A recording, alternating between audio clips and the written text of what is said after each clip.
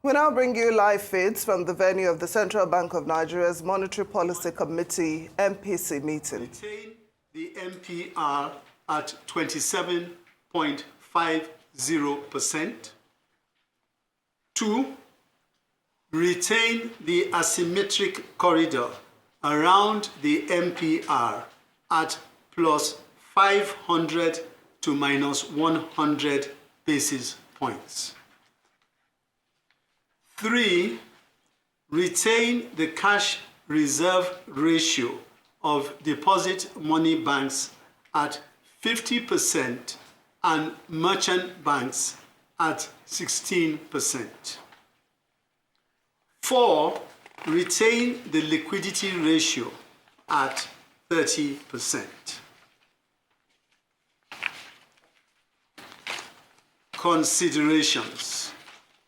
The MPC noted the relative improvements in some key macroeconomic indicators, which are expected to support the overall moderation of prices in the near to medium term.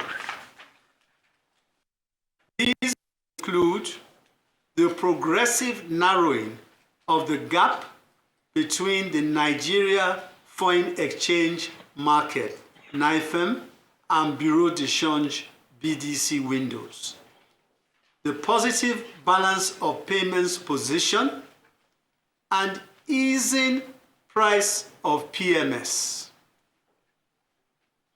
Members also noted with satisfaction the progressive moderation in food inflation and therefore commended the government for implementing measures to increase food supply, as well as stepping up the fight against insecurity, especially in farming communities.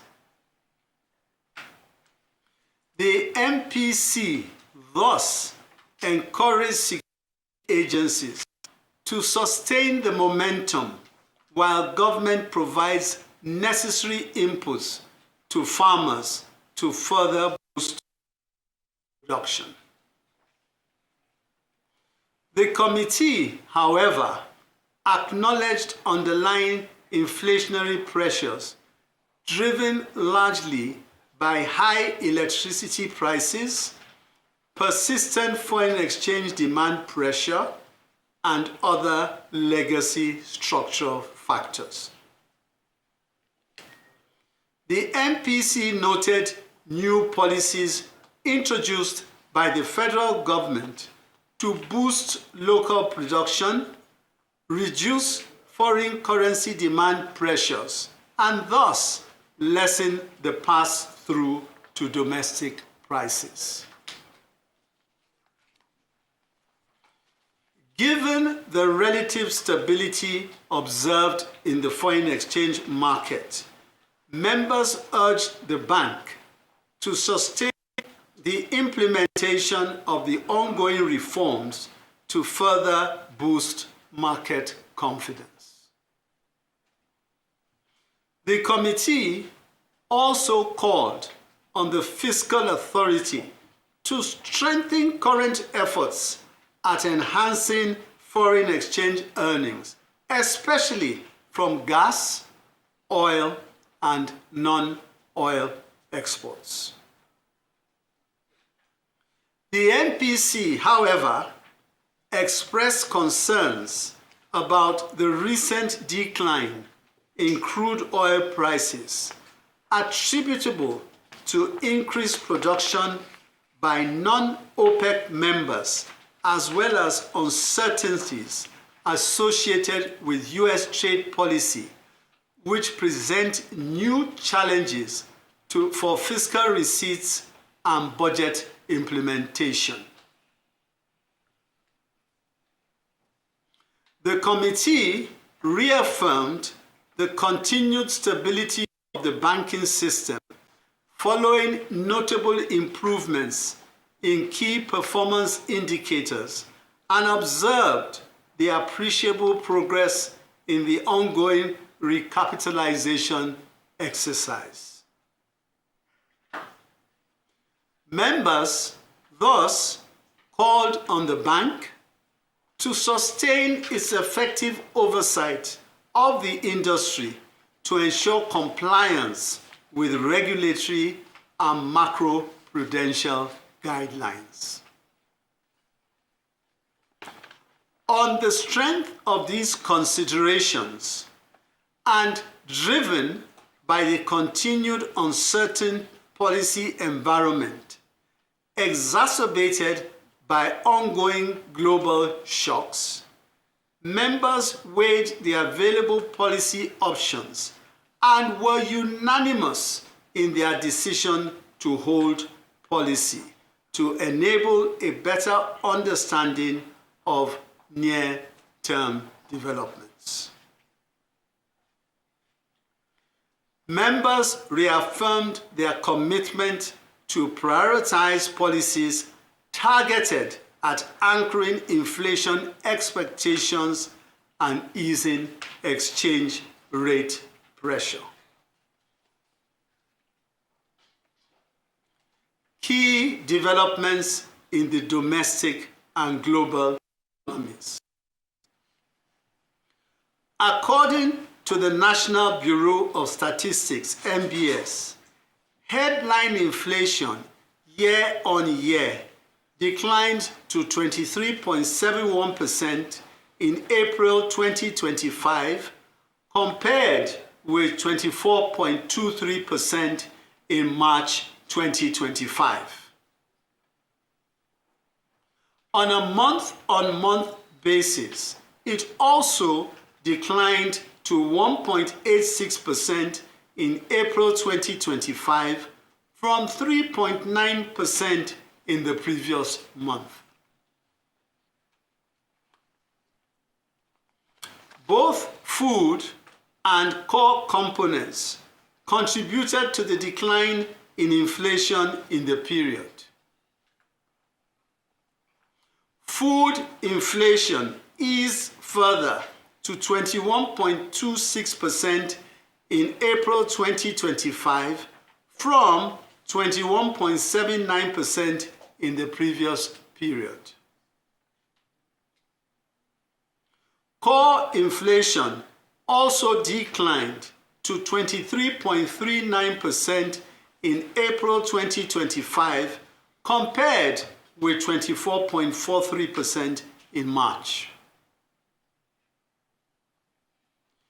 Real GDP year-on-year grew by 3.84% in the fourth quarter of 2024 compared with 3.46% in the preceding quarter. This improvement was driven by both the oil and non-oil sectors, with the services sector being the major contributor. Gross external reserves increased by 2.85% to $38.90 billion as at 16th of May 2025 from $37.82 billion at end of March 2025. This represents an import cover of 7.6 months for goods and services.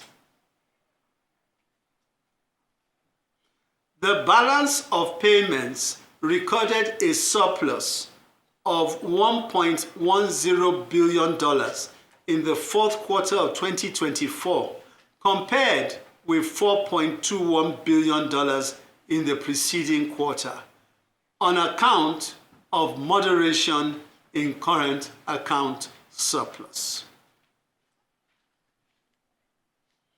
Although global output growth is expected to remain positive despite existing and emerging headwinds, the International Monetary Fund, IMF, downgraded its global growth forecast to 2.8% in 2025 and 3% in 2026, compared with 3.3% in 2024 due to the uncertain policy environment. Members were thus unanimous in their resolution to maintain close surveillance of developments in both the domestic and global environments to enable appropriate policy response to emerging shocks. The next meeting of the committee is scheduled to hold on the 21st and 22nd of July 2025. Thank you. Thank you very much, Mr. Governor, sir. That was communique number 157, presented by the chairman of the MPC and the governor of the Central Bank of Nigeria, Mr. Olayemi Cardoso. We'll now take some questions from members of the press. Please state your name, your media, and ask your question.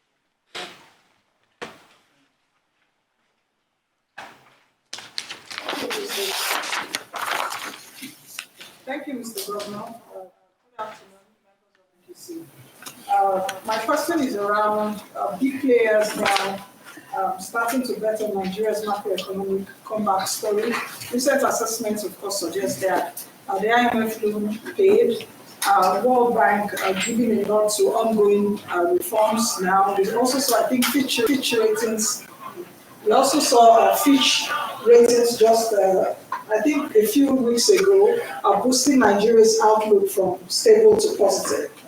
On paper, things are looking up, but inflation keeps biting. We just got a report from NBS, I think, was it on Monday or so, that inflation now is at 23.78%, still double digit from 24.23%.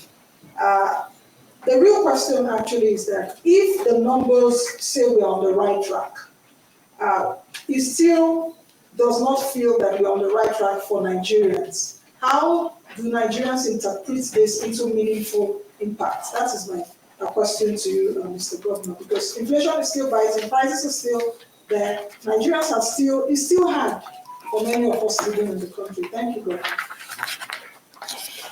Thank you very much, Nancy. First of all, let me make the comment that the Fitch upgrade is particularly important because it was coming at a time where there were global economic headwinds and shocks, and there was a lot of uncertainty. So it's important for us to realize that in spite of all that, there was a move by Fitch to upgrade. And I think that is a very, very positive signal. It's a very, very positive measure. Now, in terms of how this whole macroeconomic fundamentals are playing out, in spite of the fact, like you said, there have been positive endorsements from all kinds of bodies that make it a point of duty to observe and critique the moves that various countries are making to ensure they have stability in their economies.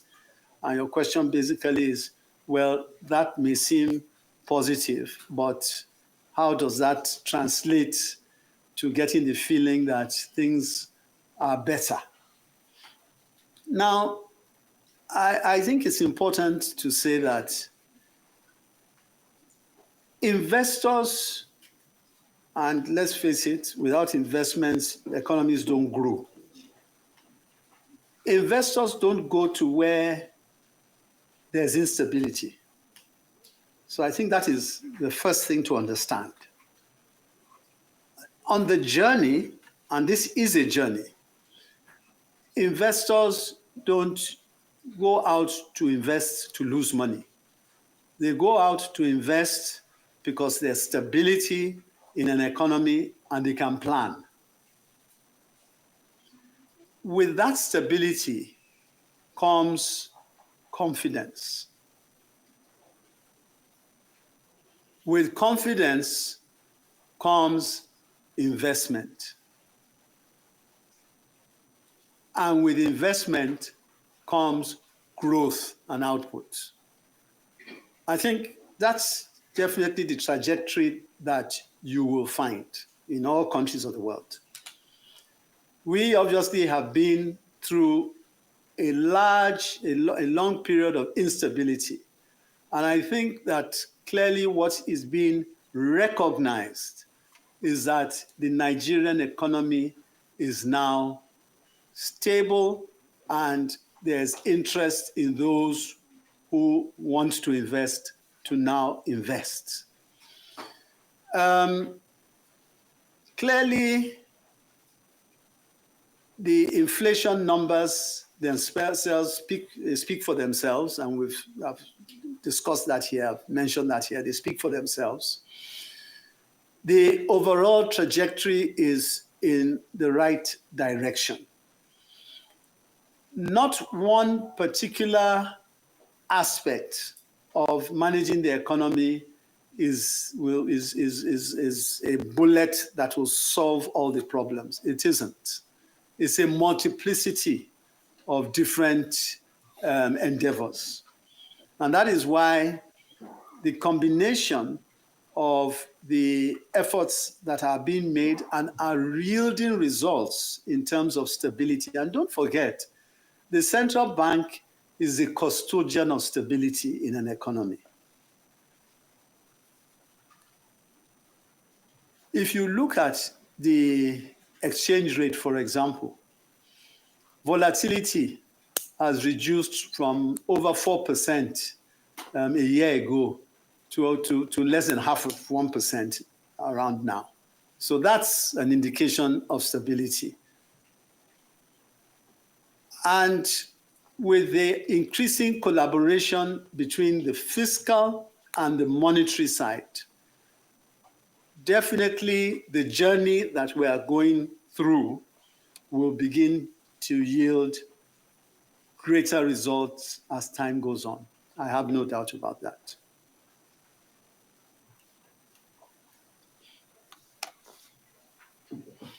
Good afternoon, Mr. Governor.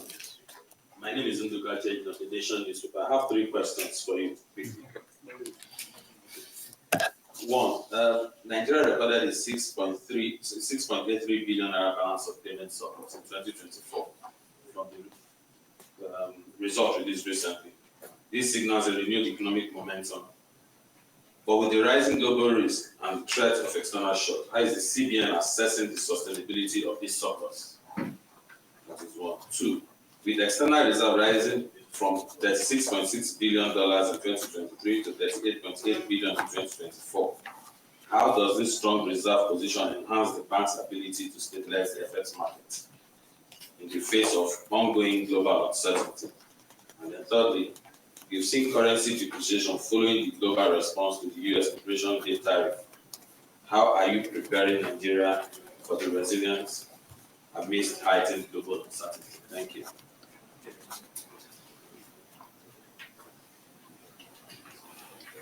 Thank you very much. Well, on the issue of depreciation of the currency, which obviously everybody is always very interested in, the way I will put it is to say that if you look at and make the comparison between Nigeria during the last month or so, month or two, when the whole issue of global tensions got heightened. And let's face it, right now we're in a period of heightened uncertainty. And if you are all observing, you'll find that the various currencies of the world were under attack and were having to defend themselves. You find that relative to other countries, Nigeria came out very well indeed. We were able to ensure that our depreciation was very, very modest and that the stability was pretty much there. And that, in my view, was a reflection of a lot of the measures that we had taken prior to this time to stabilize our economy. I dare say that if those actions had not been taken when they were, the results would have been a lot more disastrous. Well, it would have been not even more, they would have been disastrous for us. They would have been disastrous for us. So it's a good thing that we started these reforms early and that we stayed the course to the point where we built buffers which are able to withstand shocks that come in. And that really sort of dovetails into your issue of reserves.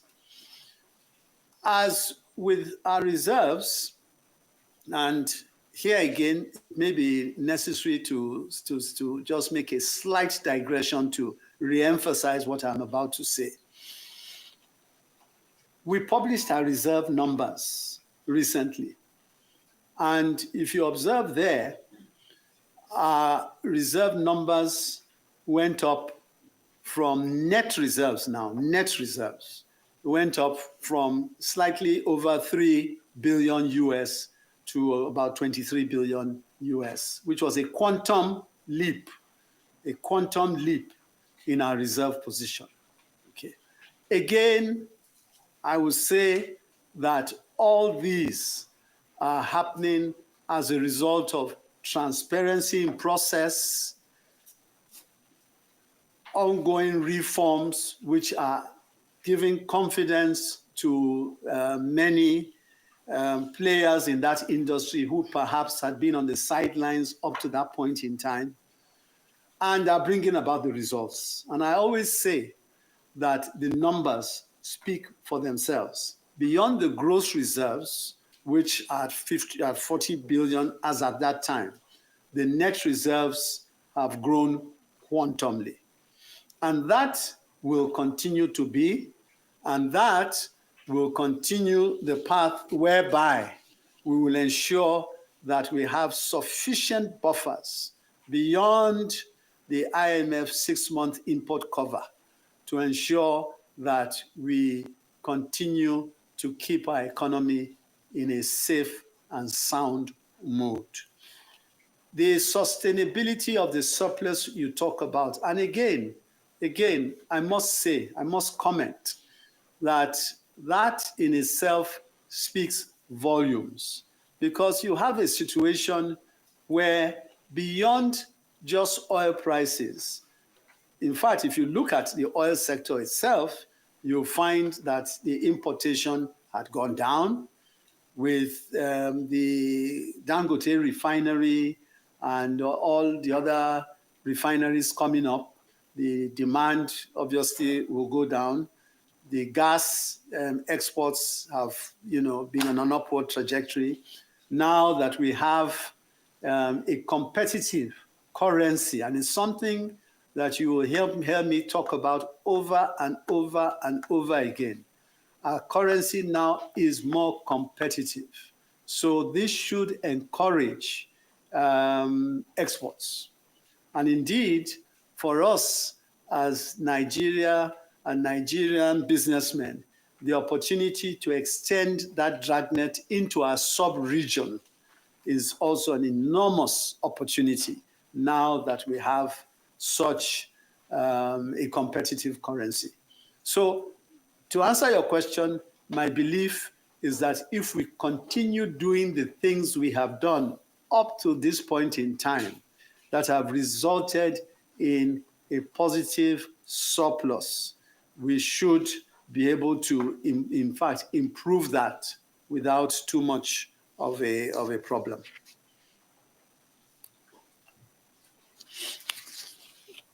Mr. Governor, sir, members of the MPC, my name is Sarah Chino, Channels TV. Most recently, we saw you engage with Nigerians in the diaspora, as well as meeting with investors to see how they can invest in the country. And then most people have described this initiative as commendable.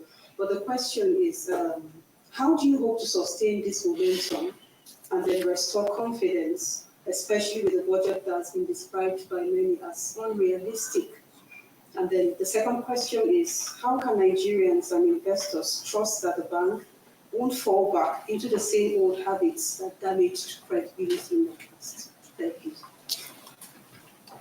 Thank you very much, Channels. I want to only take your word for the fact that this happened, but Channels was very well represented at a couple of these fora. So thank you very much for that. Well, first and foremost, let me say that something I've constantly said and will repeat is the fact that we are, at the central bank, we are on a mission to restore confidence and build back trust. We're in a mission to restore confidence and build back trust. And we appreciate the fact that in this journey, we need all stakeholders to find that they are dealing with a central bank that will not disappoint. And that is the reason why some of the things we did and we have done up to this point in time, it may seem like nothing, but it's a big deal. For example, when we talk about publishing our net reserves figure and doing it, there's a reason why these things happen. People have to know that when the central bank says it is going to do something, it does it. We recognize that there's a need to rebuild our institution, the central bank. We recognize that. And I assure you that we are doing everything possible to ensure that that happens. It isn't something that will happen overnight. It's not possible. There are a lot of areas that we literally need to reset completely and start all over again. And we're doing so.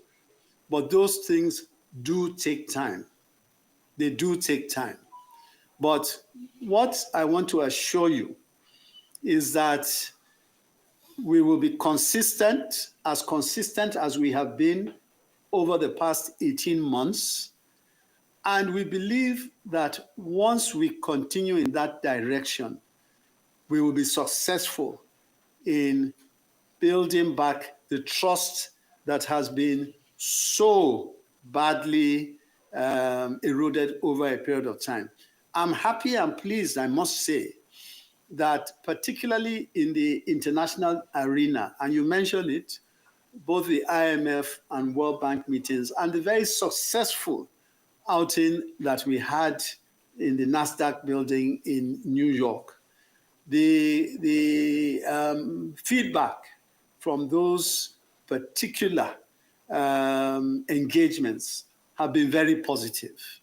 And I recall that there was the person that moderated one of these sessions was quoted as saying that they have been covering these activities in Nigeria for so many years. And this is the first time that they have seen so much interest in investors coming to Nigeria, that it is no longer a question of should we be there. It is a question of when we will be there.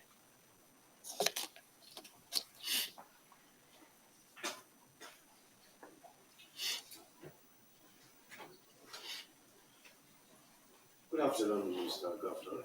Good afternoon, committee members. My name is Mustafa MT.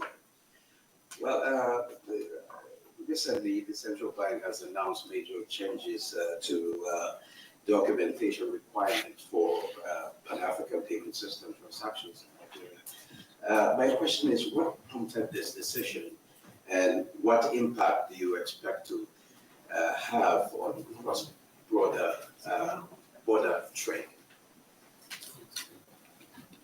Thank you very much, Musa. Let me first say that because you said your question is one of your questions is what prompted this decision.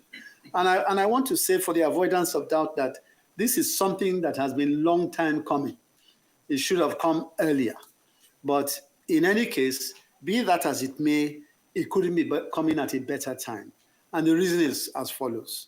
As I had said earlier, we have a relatively more competitive currency.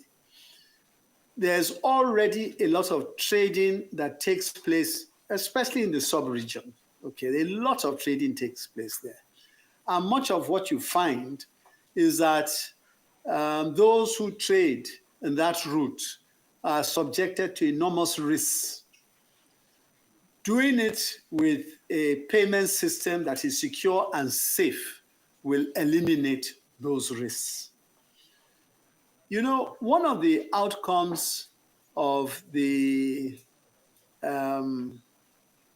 discussions we held at the spring meetings and also in New York was obviously the concern with respect to tariffs and the impact that tariffs have on economies. And increasingly, the discussion started to come up that various countries should see means of collaborating, okay, amongst themselves, particularly on a regional level.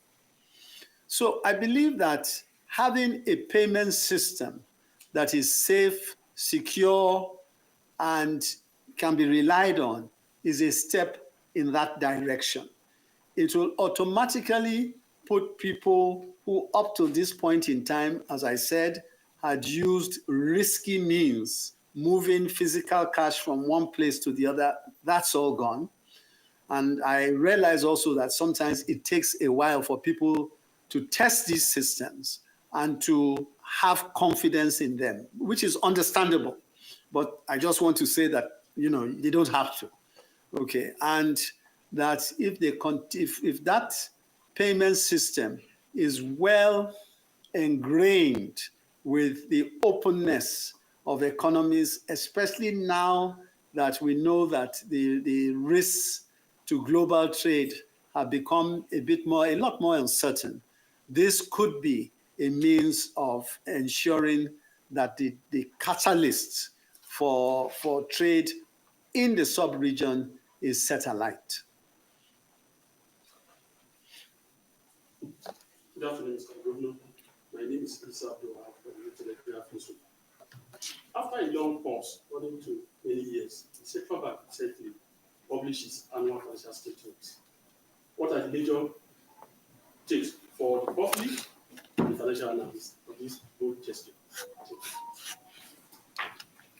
Thank you very much, Abdul.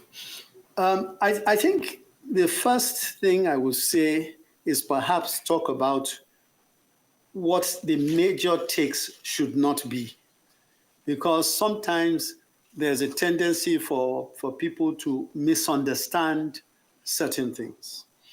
The central bank is not a commercial bank.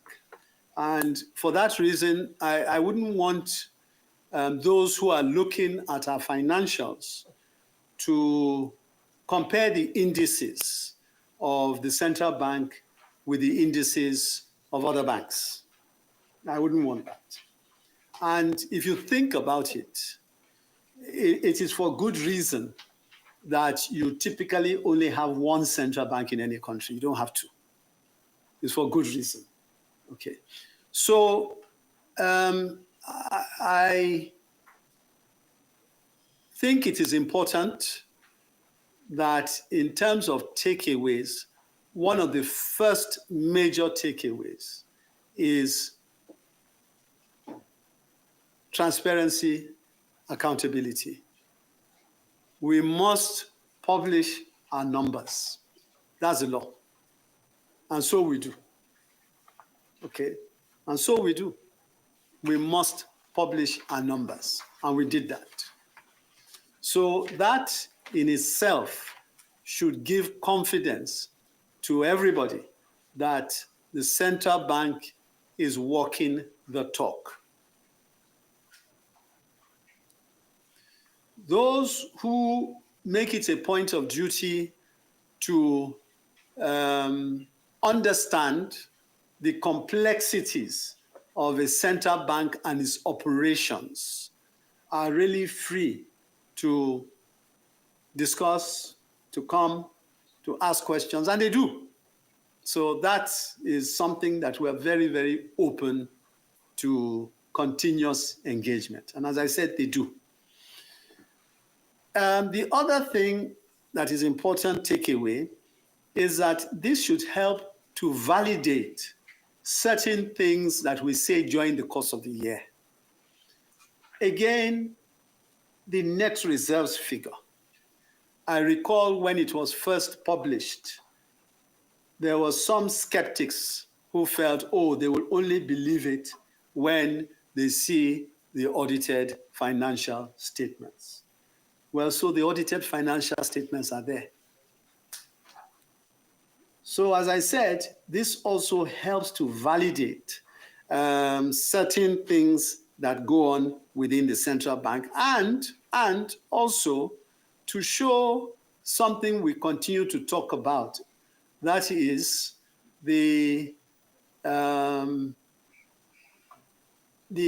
uncompromising stance that the CBN has taken with respect to the way of travel with respect to orthodox monetary policies. Okay, if we're not employing orthodox monetary policies, you will know. So these are all part of the takeaways, important as it is, but again, as I said, it should give you confidence in the fact that we are walking the talk. If we are supposed to be producing our statements on a regular basis, we are doing so. It gives a better sense for those who dig down into it to have an appreciation of the challenges that this central bank inherited 18 months ago. For example, if you compare the numbers for 2023, you see a huge loss of over 1 trillion naira. And within a year, it had been moderated to about 30 odd billion naira. That, again, as I said, gives an indication of the extent of the challenges that the central bank has been through over the past 18 months or so. Thank you, Mr. Governor, sir. It seems because today I didn't say they are entitled to one question. They've asked several questions in one. I have the last question from Lume Ihega of this day newspapers, Lagos. Another lengthy one, sir. She said, last week, the CBN and NIBS launched the non-resident BBN. That's the platform, which has received positive feedback from Nigerians in diaspora. However, trust remains a major issue, as it still costs more for Africans to send money compared to other regions, and more remittances go towards basic household needs. Yes. Meanwhile, other countries like India have built strong economies around remittances by offering attractive investment products and maintaining trust. Yes. How is the CBN planning to close this trust and product gap? Thank you, sir. Thank you very much. Thank you very much. First and foremost, yes, I agree. There is a trust deficit. I fully agree. And we need to understand where this trust deficit is coming from. Okay. Now, on average, 7% to repatriate money from overseas to Nigeria and to many emerging market economies. Clearly unacceptable, totally unacceptable. And it is something that I was so concerned about that at the last spring meetings, I actually took it up with the president of the World Bank, and I solicited his cooperation and ideas as to how we can bring this down. One of the areas that is clear to me is what we are starting to do now, which is volume. It's a volume business, really. And I think we're heading in that direction. And I believe, honestly, for those of you who were not there, the recent bold step we have taken with the NRBVN is a game changer. It is really a game changer. It is something that the diasporans have been waiting for, and now that they are going to be able to transact their business from overseas relatively seamlessly, the opportunity for them to invest in the country of their birth is now limitless. And I think it couldn't be coming at a better time for them. It could not be coming at a better time for them. However, that does not bridge the trust deficit you refer to. I think fundamentally, there are certain things that do need to be done to ensure that that trust deficit is bridged. And top of the list, in my view, is KYC. We've got to be able to ensure that we have a strong and very robust system in place that screens those who are coming to use these facilities. And that, in conjunction with NIBS, has already started to ensure the response has been very good, but care is being taken to ensure that we do not get ourselves into any trouble. And hand in hand with that is the need to get off the FATF list as well. You see, by the time you're doing things like this, those who would send money back are more comfortable. They are more comfortable in embracing the products that are there. You also talk about the product gap. That, I'm happy to announce that we have carried the banking system along with us on this journey. When we decided to focus on the inward remittances, we started first and foremost by reaching out to the IMTOs. And that was a very successful endeavor. In addition to that, we moved on to those individual diasporans who are very successful in various endeavors all over the world. They are very successful all over the world. Reached out to them, understood what the issues were, understood what the bottlenecks were, and we went back, sharpened our pencils, got the banks involved with us. And some of you may remember that the previous meetings, annual meetings, we had an engagement where the banks were taken along with us in Houston, Texas. And that, again, was very successful, with the result that the banks are coming up with innovative products to encourage the diasporans out there. And in fairness to the banks, in fairness to them, many of them have wanted to do this for some time. I guess there were bottlenecks in between that prevented them from embracing this particular opportunity. Many of them have wanted to do this. So now that that has been cleared, they themselves are committed to ensuring that they can put out products that will suit the diaspora in the way they want.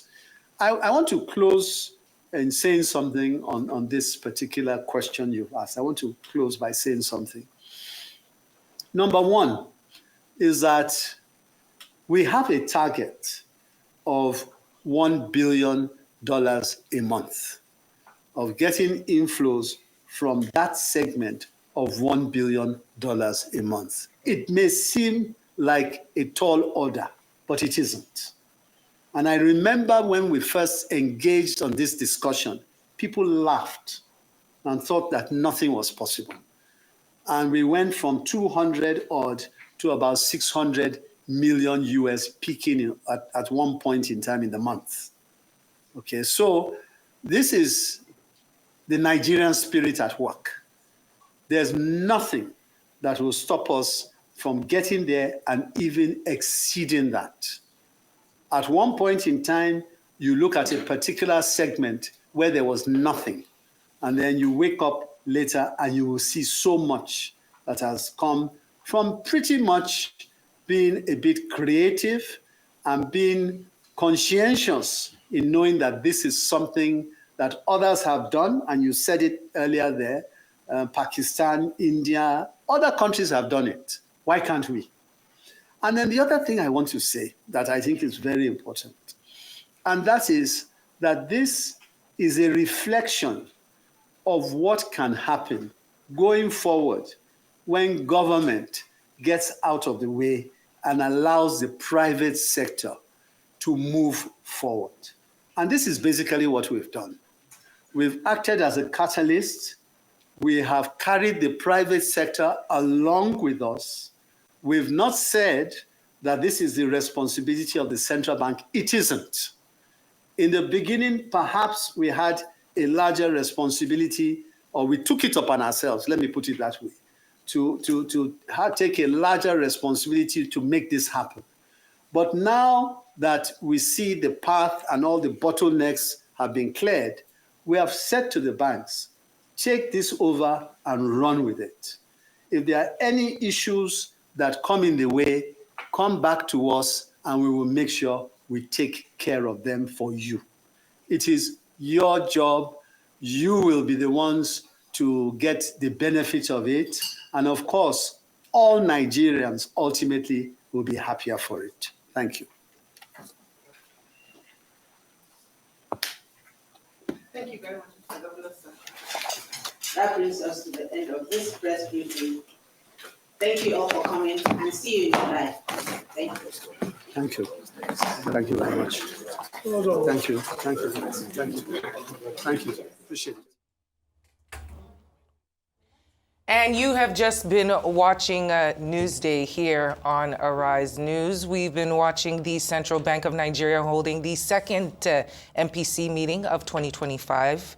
Yes, a lot to take away from that. We have our very esteemed colleague in the building, Mr. Bosin Omofaye, to help us unpack exactly what was said. You just got me. I was about to say cheers. Well, cheers. Hey, we don't have any coffee. Hey, we need some I of brought this you too. good tidings from the central bank. Well, I'm just drinking a cup of tea to that. But Thank you very, very much. The interest rate hold, and good afternoon to everyone. And I think the interest rate hold is something to expect. Of course, there were economists surveyed by Bloomberg that says that, look, this is going to happen. So, and of course, it was a unanimous decision by all the members of the Monetary Policy Committee of the Central Bank. So that's good news. but I think I will agree with the Governor and the Monetary Policy Committee meeting members that we've seen relative stability, and that does not mean that that does not mean there is no pain. And let's get this right. When a patient is coming from an accident and he said he's in ICU but he's stable, it doesn't mean that he's out of the door and he's gone back home. It means he's still on the sickbed, but the situation is not precarious. So he's not on a death row, as in the manner of speaking. Life support. Thank you so much. So he's stable. And this is the fight over the last 2 years. And in particular, and I agree with the central bank governor, Cardoso, when he said in the Q&A that, look, a central bank, and every central bank is a pillar of support and stability in every economy, because everybody, whatever the fiscal authorities, I mean the governments, do, is all rallying around the central bank. And I'm sure we can all get that sense from when President Trump says he's going to fire Jerome Powell and whatever. Within days, he started recalibrating and all of that until he says, well, he's a guy, he knows what he's doing, no, he doesn't know what he's doing, whatever it is. But again, he tried to walk away from that. And we saw how the markets, the U.S. market was damaged, and we could all get the heat of that around here as well. So you don't look down on, you handle your central bank. The market believe in the central bank, and no matter how small our market is here, we need to remember that we issue in Sukuk bonds, we issue in Euro bonds, we're talking to the IMF, you're talking to the World Bank, we're talking to the Islamic Development Bank, we're talking to the EFDB, the Afrexim Bank. Virtually every international development finance organizations have one or two relationships with Nigeria. They are investing in the private sector, in power, in agriculture, in food processing, in everything else. So when the central bank says it's at the center, the nucleus of it all, that is the truth of ensuring there's stability in the house. And that is what we've seen. So the last 2 years or so, give it to the Central Bank of Nigeria and trying to use monetary policy tools, a bit of it on the fiscal side, nudging the fiscal authorities to do what is right, and while holding the path of what you call keep the path or what you call stay the course of what is being done. So stability is on ground, but it doesn't mean that the economy is so healthy that they can get into a boxing ring and fight some other sort of. So it's work in progress, to put it in the layman's language. With the economy still a work in progress. So what implication, does this decision to retain interest rates have for financial markets, including the Naira's value and stock market performance? Well, we've seen a bit of a stability of around, and we should look at the volatility which we came in through in 2023 for around 4% volatility, jumping almost every day. It's difficult to even track it, to a point in which you can now say we're anchoring around 1,005, 1,006, somewhere in between 1,506 to the dollar. So that is a measure of stability. At least we're not saying today is 1,008, then you go to another figure. So we have a measure of stability. That doesn't mean that the currency is back where it should be in terms of relative to the purchasing power and a lot of other things. So it's still from where we were 2, 3, 4 years ago. So that's a different game entirely. So let's say this is the new normal.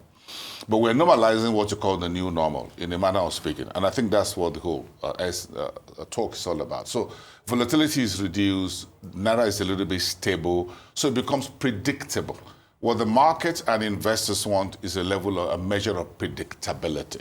And I think for virtually everything, if you go to the market to buy rice, gari, meat pie, whatever it is, you don't want to buy it in one price in 1 hour. You go back in 2 hours, the price is jumped, and you come back again, it's going to jump. You don't want that. You want some relative stability in every form of pricing, whether it's transportation, whether it's petroleum products. And of course, you remember the governor also mentioned that one of the reasons why there was a unanimous decision was the stability we see in the price of PMS, which is petrol, which of course the Dangote refinery has been able to help us to secure, and the change of management in the NNPC, which has brought some calmness in terms of the whole brouhaha between the NNPC and Dangote refinery is all fading out, and we begin to now see a bit of a cohesion between the State Oil Corporation and the Dangote refinery. So that is also another good news. So it means that people can price assets in a way, financial assets in a way that they can say, this is, if I do investment in Nigeria,